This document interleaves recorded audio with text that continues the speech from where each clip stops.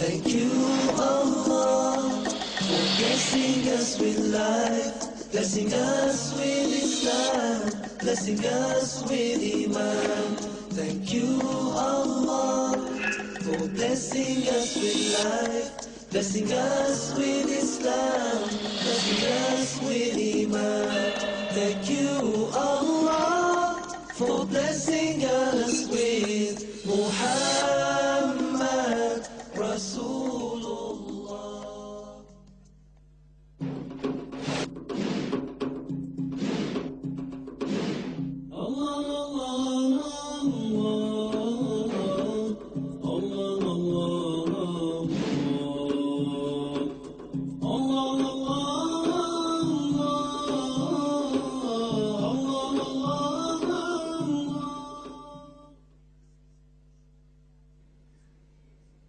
As I move forward in my search, don't think for one moment that I was waking up every morning and saying, now who am I going to go and find today? No.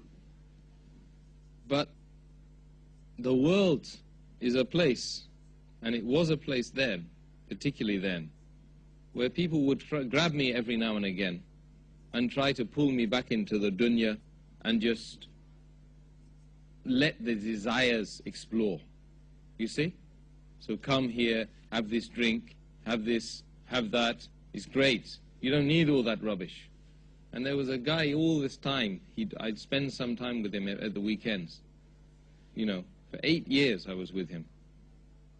And I remember one day in the weekend, and he would say to me, you know, there's something wrong with you.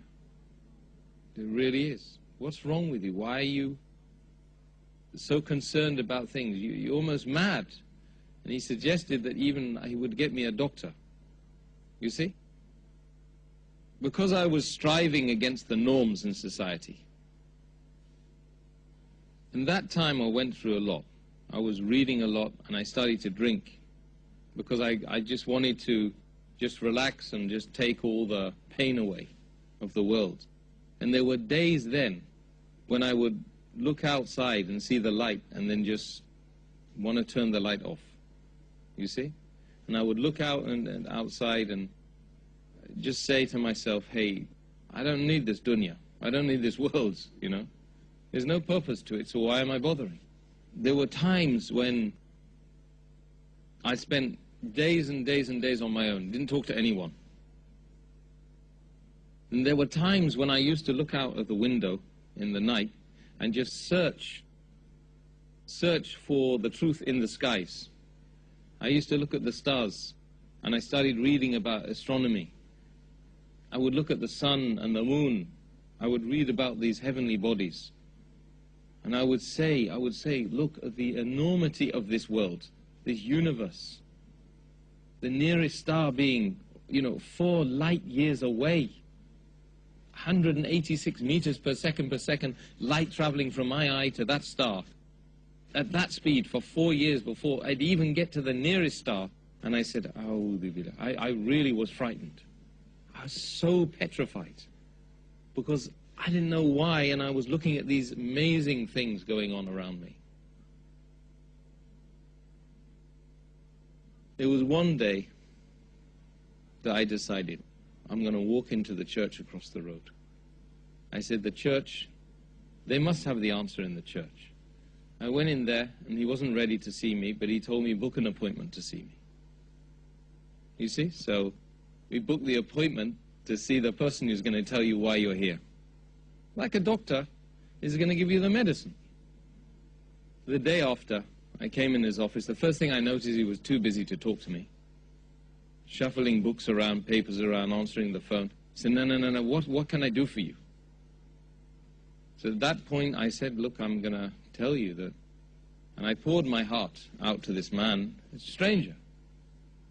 I said, look, you're a man of God. I want you to tell me, who is God and why am I here? You have to tell me. He said, well, have you ever thought about doing a theology degree? I said, yes, I have thought about it, and I tried to go to Dublin, Trinity, but I decided that all of the stuff seemed like dogmatic and it didn't make sense to me. It wasn't the truth. He said, oh, well, I don't know then. He got dumbstruck because he didn't expect that answer. And he said, well, why don't you, why didn't you just study a little bit about, the world's religions and everything? I said, well, look, I can't do that. I want to know. Just tell me. Look, just explain to me who is Allah, who is God, you see, and why am I here? He said, you know what? I'll be honest with you. I can't really help you. He said, see that church over there? I'm the person who opens it and closes it. I'm the person who looks after the people that come in and they leave. And that is it. That's my job. At that, I just realized that it doesn't matter whether you're in a church, it doesn't matter where you are, who you are, if Allah hasn't guided a person, it doesn't make any difference. That person is not going to be able to help you. So imagine I've gone through Buddhism, I also went through Hinduism, I went through socialism, I went through Christianity now. Twice I'd met the Christians and I hadn't got the answers.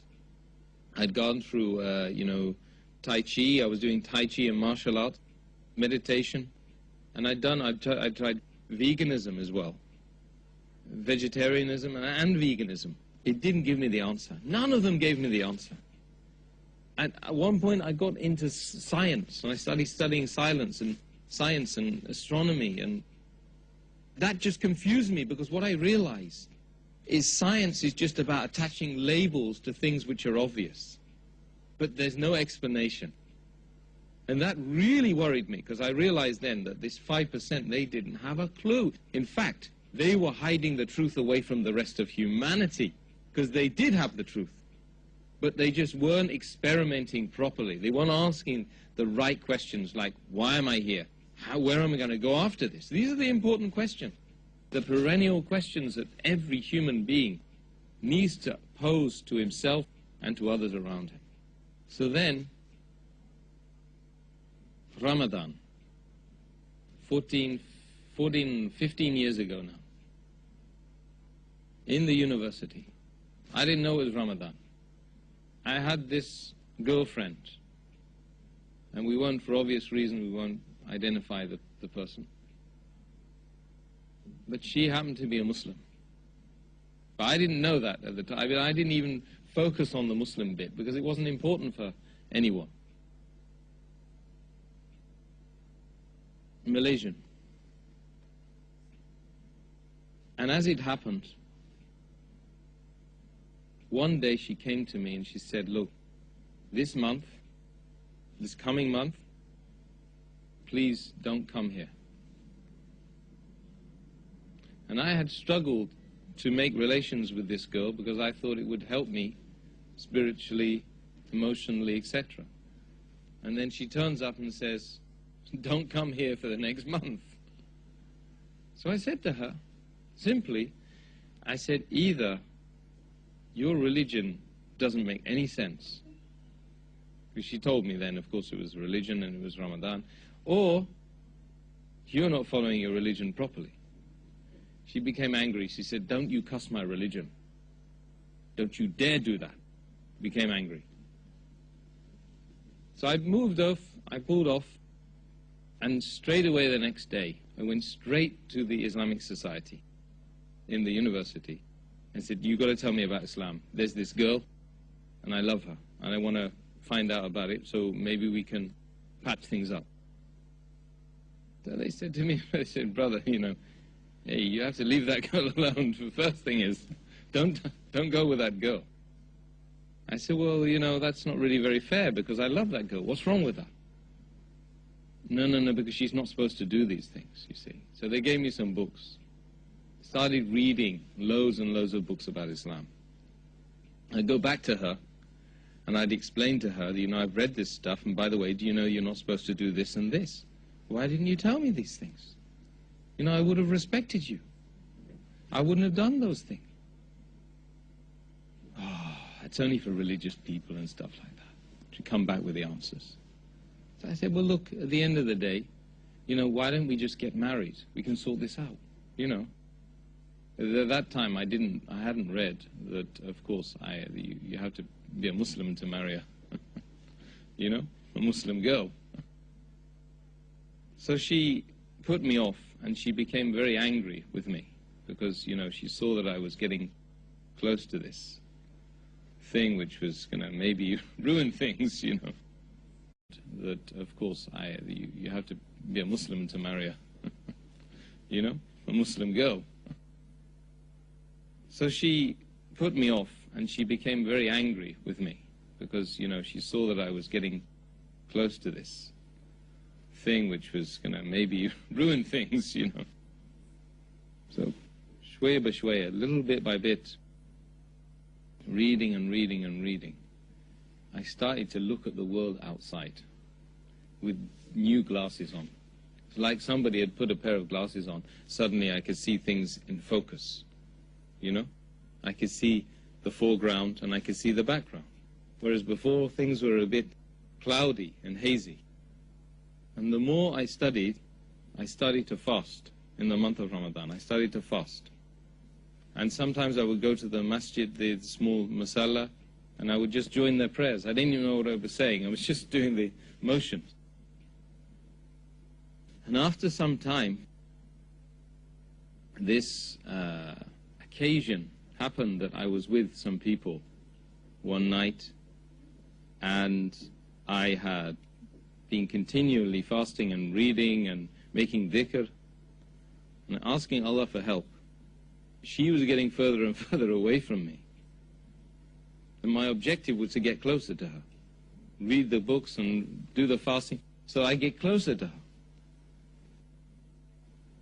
And I started to see the world as a totally different place. You wouldn't believe how someone can change overnight. Like two weeks, I became somebody who just didn't know anything, as to somebody who really had some sort of confidence about why I was here.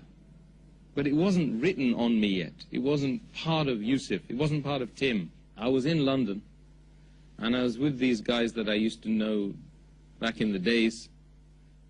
And then I had a terrible evening with them, because everything they did contradicted what I was doing for 2 weeks. They want to drink, they want to do all sorts. I won't even mention the things they were doing. Disreputable things. So they were contradicting me, and I was contradicting them. For the whole night, I just kept reading the book. There we'd just gone, I was in a room on my own. And then I went to the bathroom, I just made wudu. I just made the ghusl. I didn't know what I was doing, because I didn't know ghusl really. I just read some stuff in a book.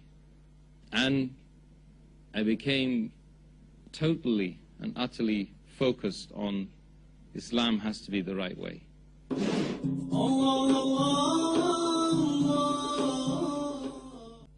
It was that night. In the morning I woke up early just to get away from the house, because I couldn't be with those people anymore. It was like, you know, they were dirty and there was some serious problems with them, and I needed to get out of there. Something forced me out of the door. I walked up the road and I met this man, and because he had brown skin, I thought maybe he's going to know where the mosque is, you know. So, a bit ignorant at that time. I didn't realize. I thought, you know, anybody can be a Muslim. He told me there's a mosque up the road. It was Balam Mosque. I went into the mosque, and this guy grabbed hold of me, and he said, "What's going on? Well, why are you here?" I said, "Well, you know, there's something I have to do today. I mean, it's that, I didn't even know what it was called, Shahada. But I said to him, the place out there is bad, and I know that there's a better way, and I believe that the Quran can answer my problems. So, alhamdulillah, for the grace and mercy of Allah subhanahu wa ta'ala, that was in the month of Ramadan, early in the morning. I went to there in the front and took the Shahada. And the whole masjid, loads of brothers, there must have been about 300-400 people in there, the whole of them, each and every one of them embraced me and said salams to me, and congratulations that you found your life. And the similitude of what I've done of what I had done was, comparatively speaking, was like life versus death, and death versus life. Because if Allah subhanahu wa ta'ala hadn't guided me, it would have been just like death. And it's like that for 80 to 90% of the world's population, if you think about it. It's just death upon death. Each day you're just getting closer to your appointed period of death. But you're dead in the dunya, and you're going to be dead in the grave, and you're going to be punished in the hereafter. And you've no idea the mercy and the ni'mah of Allah subhanahu wa ta'ala that He makes a person come to this deen. Alhamdulillah. Before I reverted to Islam, the truth of the matter is, I did not know what contentment was. Because contentment comes from finding yourself upon the truth. And if you're upon the truth, you will be contented. But I'm not just talking about for one day. I'm talking about no matter what happens to you, wherever you are, whomever you are with, you will have that ultimate peace and tranquility in your heart. So when I became Muslim, when I refound my beginning, my origin, the fitrah, I discovered that my depression disappeared. I discovered my reliance on alcohol at that time completely disappeared. That I didn't need anything or anyone, because I'd found that ultimate truth from within and externally. Of course, I had the brotherhood.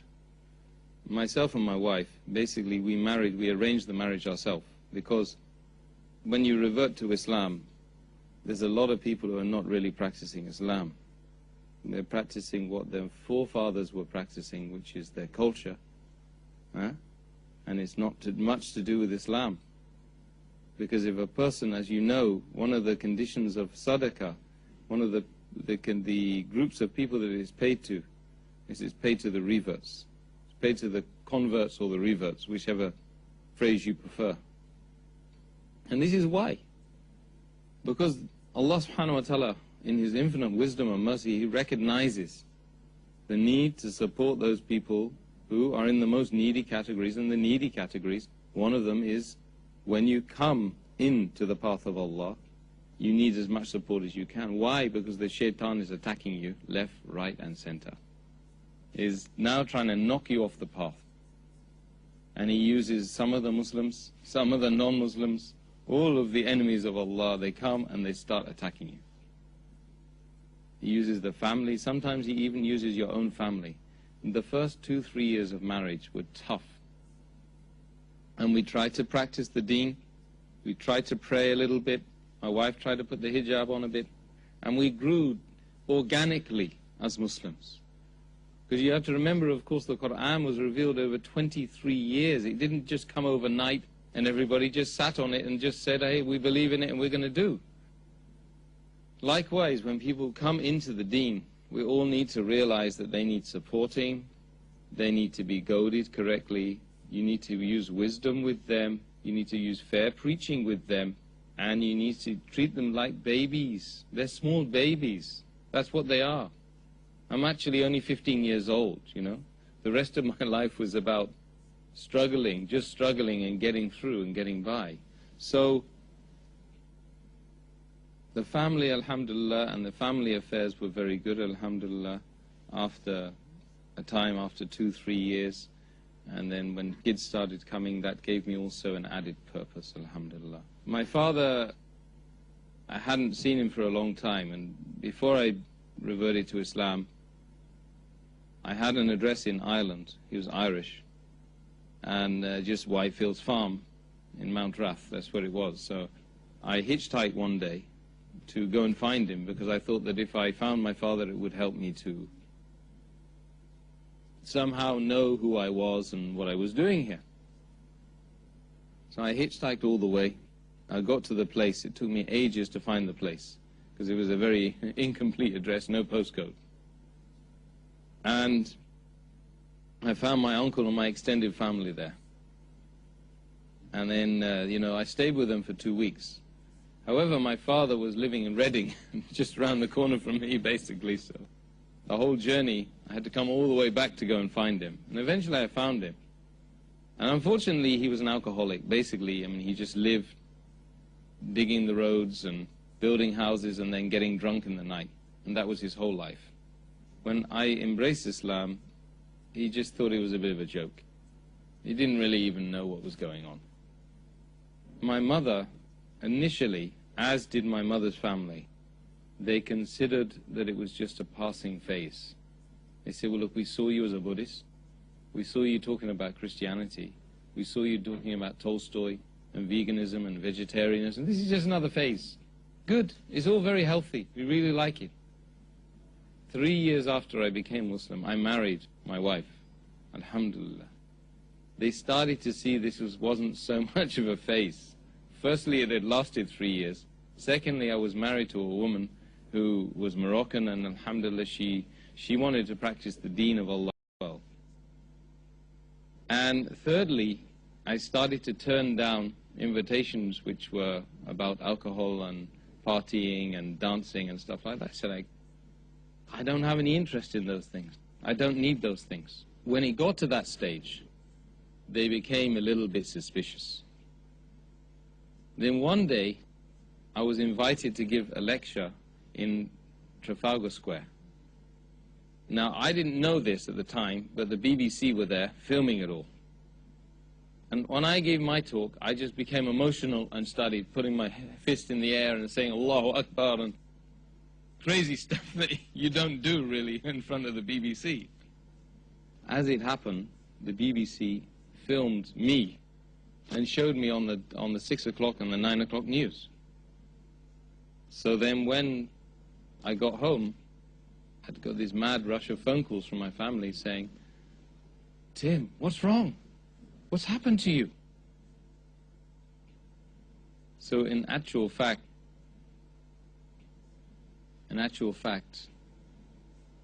you know, they found out about my Islam via the mass media machine, who made it look like I was a complete nutter. Ever since then, generally speaking, they really haven't trusted me.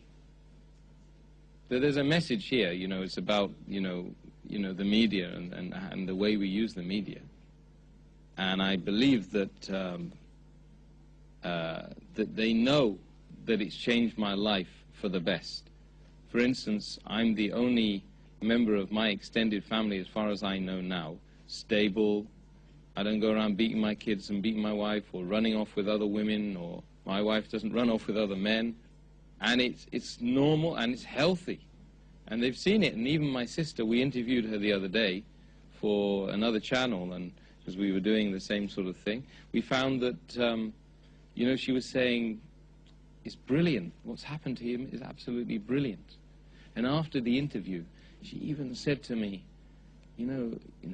she said to one of the researchers, I really love my brother, and I think, but I'm worried about what he's upon. He's upon the this terrorism thing. So this just tells you what the media system does in way of brainwashing the people against the haqq of Allah subhanahu wa ta'ala.